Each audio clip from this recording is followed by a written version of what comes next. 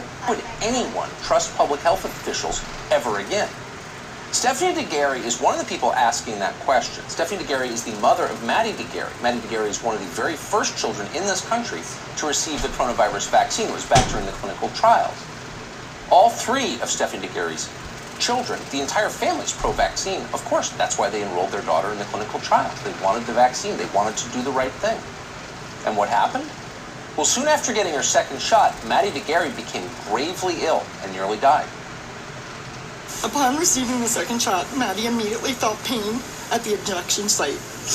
And over the next 24 hours, she developed severe abdominal and chest pain. And the way she described the chest pain, and I quote, "It feels like my heart is being ripped out through my neck." Over the next 2.5 months, her abdominal, muscle, and nerve pain became unbearable. She developed additional symptoms that included gastroparesis, nausea and vomiting, erratic blood pressure and heart rate, memory loss. She mixes up words.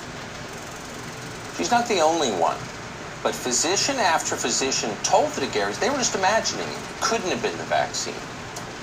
Most people take the vaccine are fine. Some are not fine, and the people in charge lie about it, and they act as if it's not happening.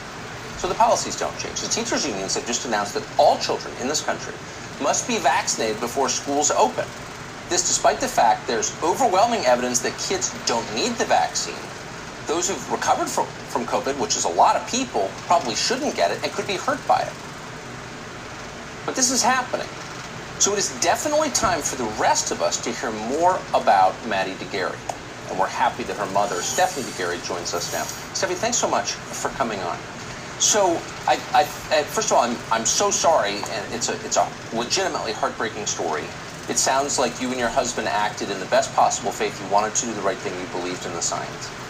I'm fascinated by the response that you have had since from physicians as you tried to treat your daughter. What have they said to you? So the only diagnosis we've gotten for her is that it's conversion disorder or functional neurologic symptom disorder, and they're blaming it on anxiety. Ironically, she did not have anxiety before the vaccine. And the problem that we had is this was noted in her records early on.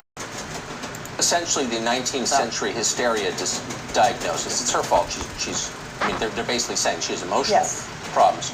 And I know it's painful to do this, but for our edification, please describe her symptoms.